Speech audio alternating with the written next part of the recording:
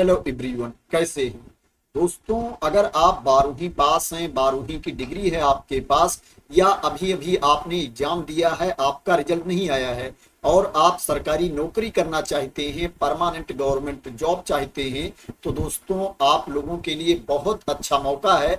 SSC के द्वारा, कर्मचारी चयन आयोग के द्वारा एसएससी सीएचएसएल का नोटिफिकेशन जारी कर दिया गया है।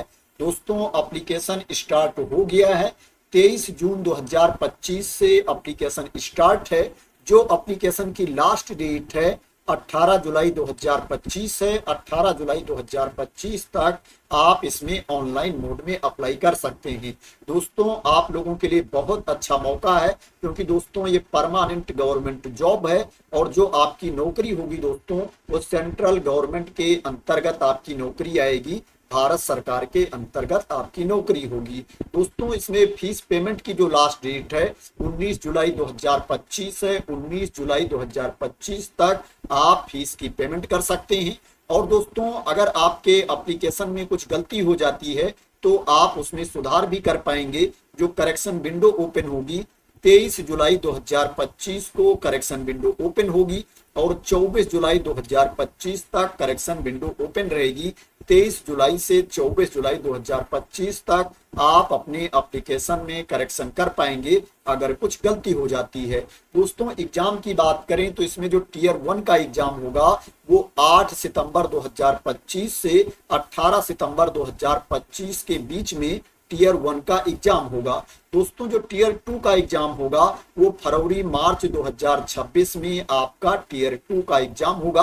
दोस्तों अगर आपको एप्लीकेशन फिल करते टाइम कोई प्रॉब्लम होती है, कोई दिक्कत आती है, कोई इशू क्रिएट होता है तो यहाँ पर टोल फ्री नंबर दिया गया है, आप इस पर बात भी कर सकते हो, कांटेक्ट कर सकते हो, हेल्प आप यहाँ से ले सकते हो। दोस्तों बात करें कि इसमें कितनी सैलरी आपको मिलेगी, पोस्ट कौन कौन सी है, तो दोस्तों इसमें लोअर डिवीजन एलडीसी की पोस्ट है और जेएसए की पोस्ट है। इसके लिए जो आपको सैलरी मिलेगी पे लेवल 2 के अकॉर्डिंग आपको सैलरी मिलेगी। जो इनिशियल बेसिक पे होगा 19,900 रुपए होगा।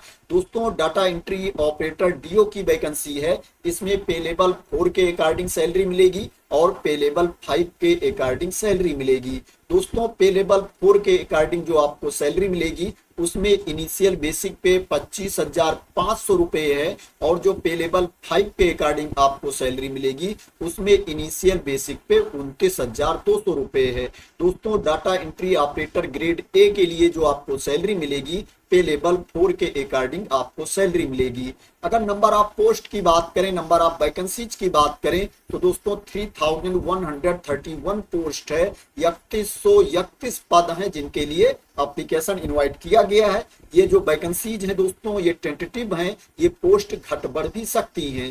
दोस्तों बात करें कि इसके लिए आपकी एज कितनी होनी चाहिए, तो दोस्तों इसमें 18 साल से लेकर के 27 साल तक के अभ्यर्थी अप्लाई कर सकते हैं। जो आपके एज की गणना की जाएगी 1/1/2026 को एज की गणना की जाएगी। 1 जनवरी 2026 को आपकी एज 18 साल से कम नहीं होनी चाहिए और 27 साल से ज्यादा नहीं होनी चाहिए। ये उन अभ्यर्थियों के लिए एज लिमिट है जिनको अपर एज लिमिट में छूट नहीं मिलती है। जिनको अपर एज लिमिट में छूट मिलती है उनको रूल के अकॉर्डिंग अपर एज लिमिट में छूट भी मिलेगी। मैं बता देता हूं किसको कितनी छूट मिलेगी। दोस्तों जो एससी एसटी कैटेगरी के कैंडिडेट हैं उनको अपर एज लिमिट में 5 साल की छूट मिलेगी और जो ओबीसी कैटेगरी के कैंडिडेट हैं उनको अपर एज लिमिट में 3 साल की छूट मिलेगी और जो पीडब्ल्यूबीडी अनरिजर्व कैटेगरी के कैंडिडेट हैं उनको अपर एज लिमिट में 10 साल की छूट मिलेगी। पीडब्ल्यूबीडी ओबीसी कैटेगरी के कैंडिडेट को अपर एज लिमिट में 13 साल की छूट मिलेगी। पीडब्ल्यूबीडी एससी एसटी कैटेगरी के कैंडिडेट को अपर एज लिमिट में 15 साल की छूट मिलेगी और जो एक्स सर्विसमैन है उनको सर्विस ईयर्स प्लस 3 इयर्स की छूट मिलेगी अपर एज लिमिट में। अब दोस्तों बात करते हैं इसके लिए आपके पास क्वालिफिकेशन क्या होना चाहिए। क्वालिफिकेशन की बात करें तो दोस्तों जो डाटा एंट्री ऑपरेटर की वैकेंसी है डीओ की और डीओ ग्रेड ए की वैकेंसी है मिनिस्ट्री ऑफ कंज्यूमर अफेयर्स में, फूड एंड पब्लिक डिस्ट्रीब्यूशन में एंड मिनिस्ट्री ऑफ कल्चर में एंड स्टाफ सिलेक्शन कमीशन में।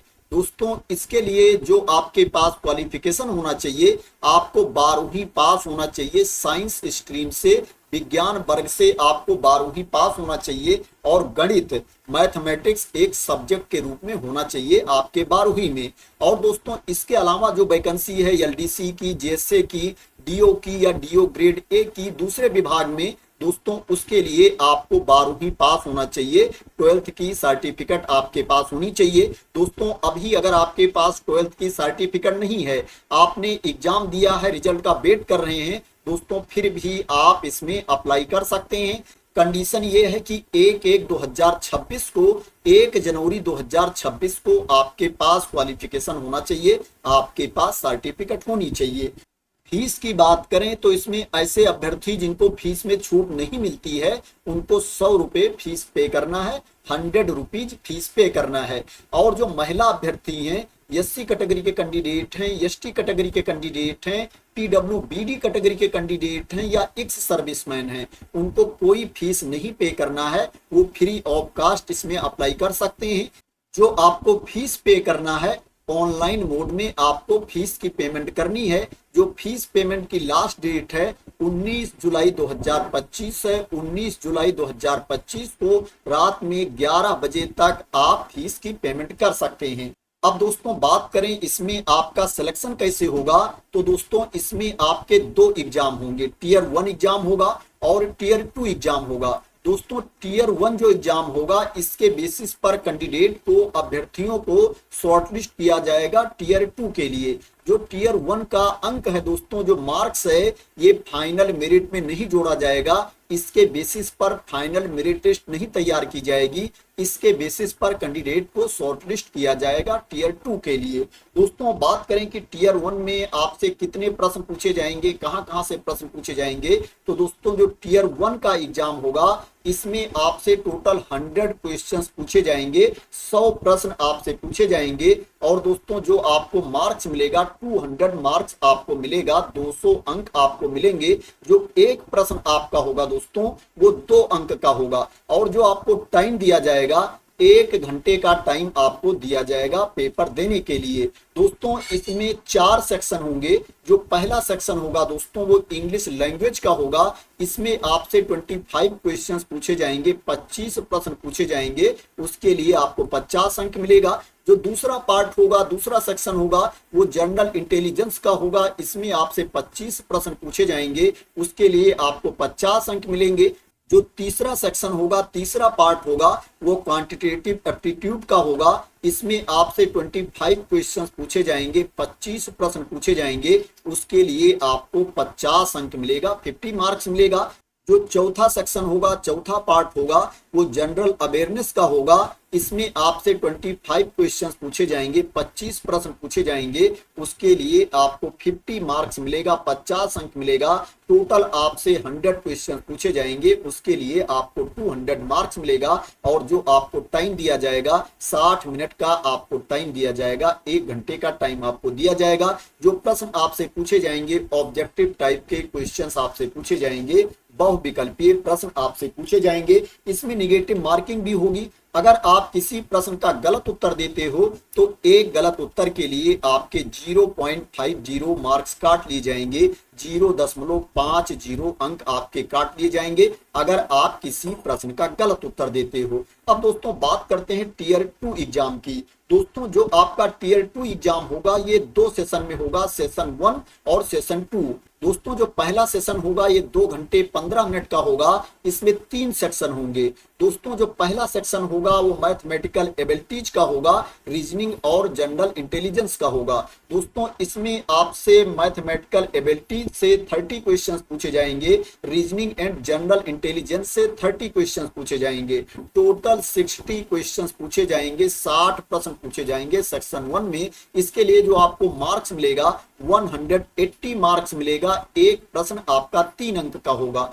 जो दूसरा सेक्शन होगा वो इंग्लिश लैंग्वेज एंड कंप्रिहेंशन का होगा और जनरल अवेयरनेस का होगा। इसमें इंग्लिश लैंग्वेज एंड कंप्रिहेंशन से 40 क्वेश्चंस पूछे जाएंगे और जनरल अवेयरनेस से 20 क्वेश्चंस पूछे जाएंगे। टोटल 60 क्वेश्चंस आपसे पूछे जाएंगे, 60 प्रश्न आपसे पूछे जाएंगे और इसके लिए आपको 180 मार्क्स दिया जाएगा। 180 मार्क्स दिया जाएगा। जो दूसरा सेक्शन होगा वो इंग्लिश लैंग्वेज एंड कंप्रिहेंशन का होगा और जनरल अवेयरनेस का होगा। इसमें इंग्लिश लैंग्वेज एंड कंप्रिहेंशन से 40 क्वेश्चंस पूछे जाएंगे और जनरल अवेयरनेस से 20 क्वेश्चंस पूछे जाएंगे। टोटल 60 क्वेश्चंस आपसे पूछे जाएंगे, 60 प्रश्न आपसे पूछे जाएंगे, और इसके लिए आपको 180 मार्क्स दिया जाएगा। वन क्वेश्चन आपका 3 मार्क्स का होगा, एक प्रश्न आपका 3 अंक का होगा। दोस्तों जो तीसरा सेक्शन होगा ये कंप्यूटर नॉलेज टेस्ट का होगा। दोस्तों इसमें आपसे 15 क्वेश्चंस पूछे जाएंगे, 15 प्रश्न पूछे जाएंगे और इसके लिए जो आपको मार्क्स मिलेगा 45 मार्क्स मिलेगा, 45 अंक मिलेगा। और दोस्तों जो तीसरा सेक्शन है इसके लिए आपको 15 मिनट्स का टाइम दिया जाएगा। और दोस्तों जो पहला सेक्शन है, दूसरा सेक्शन है, इसमें प्रत्येक सेक्शन के लिए आपको 1 घंटे का टाइम दिया जाएगा। तो दोस्तों ये टीयर 2 एग्जाम के सेशन 1 के बारे में इंफॉर्मेशन थी। अब बात करते हैं सेशन 2 के बारे में। दोस्तों जो सेशन 2 होगा आपका ये स्किल टेस्ट का होगा, टाइपिंग टेस्ट का होगा। इसमें स्किल टेस्ट के लिए जो आपको टाइम दिया जाएगा 15 मिनट्स का टाइम आपको दिया जाएगा, 15 मिनट का टाइम आपको दिया जाएगा। और टाइपिंग टेस्ट के लिए जो आपको टाइम दिया जाएगा वो 10 मिनट का आपको टाइम दिया जाएगा। टाइपिंग टेस्ट एलडीसी जैसे के लिए जो आपको टाइम दिया जाएगा 10 मिनट्स का टाइम आपको दिया जाएगा। दोस्तों यहाँ पर जो स्किल टेस्ट है, टाइपिंग टेस्ट है, ये क्वालिफाइंग इन नेचर है, इसको ओनली आपको पास करना पड़ेगा। इसका जो अंक है, इसका जो मार्क्स है वो फाइनल मेरिट में नहीं जोड़ा जाएगा। और दोस्तों यहाँ पर जो सेशन 1 का एग्जाम है इसमें जो सेक्शन 3 है, सेक्शन 3 है कंप्यूटर नॉलेज टेस्ट, दोस्तों इसका भी अंक फाइनल मेरिट में नहीं जोड़ा जाएगा। ये भी क्वालिफाइंग इन नेचर है, इसको आपको ओनली पास करना पड़ेगा। दोस्तों यहाँ पर जो टीयर 2 एग्जाम के सेशन 1 में सेक्शन 1 है, सेक्शन 2 है, दोस्तों इसी का अंक फाइनल मेरिट में जोड़ा जाएगा।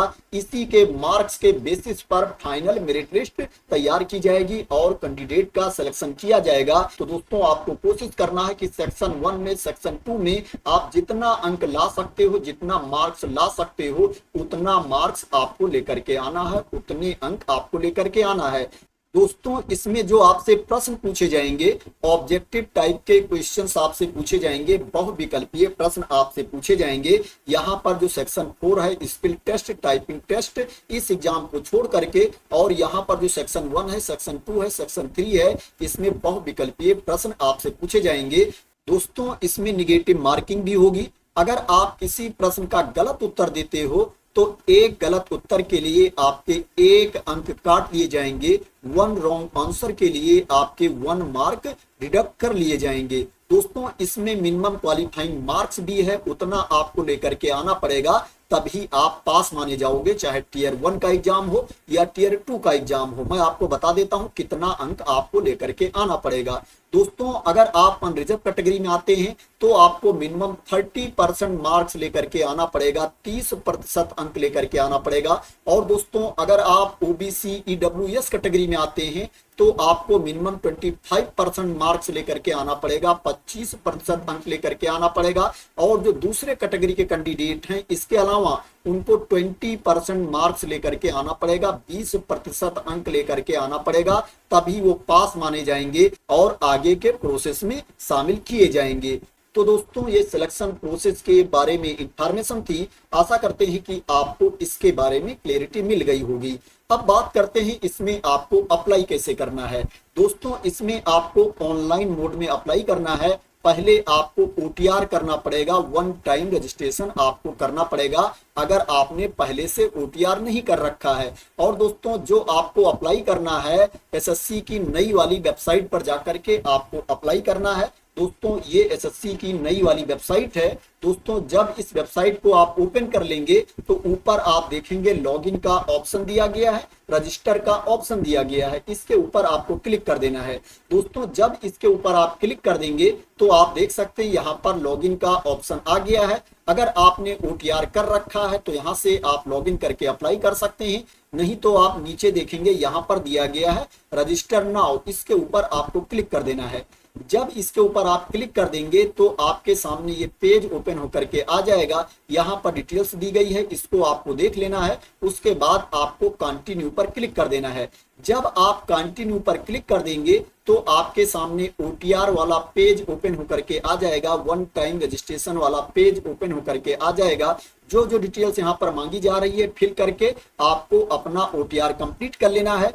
जब आपका OTR कंप्लीट हो जाएगा उसके बाद आपको इसमें लॉगिन करके अप्लाई कर देना है। तो आशा करते हैं दोस्तों कि आपको इसके बारे में भी क्लियरिटी मिल गई होगी कि कहां पर जाकर के आपको लॉगिन करके अप्लाई करना है, कहां पर जाकर के आपको वन टाइम रजिस्ट्रेशन करना है, ओटीआर करना है। दोस्तों अगर आपको इस वैकेंसी के बारे में क्लियरिटी मिल गई हो और इसी तरह की इंपॉर्टेंट अपडेट चाहते हैं, इंफॉर्मेशन चाहते हैं, वैकेंसी की न्यूज चाहते हैं, तो दोस्तों आप लोग मेरे चैनल को सब्सक्राइब कर लेना अगर अभी तक सब्सक्राइब ना किया हो। और दोस्तों अगर आपको लगता है कि मैंने सही इंफॉर्मेशन दी है, आप लोगों को क्लियर इंफॉर्मेशन दी है, तो दोस्तों आप लोग इस वीडियो को लाइक और शेयर भी कर देना। तो थैंक यू सो मच दोस्तों फॉर वॉचिंग।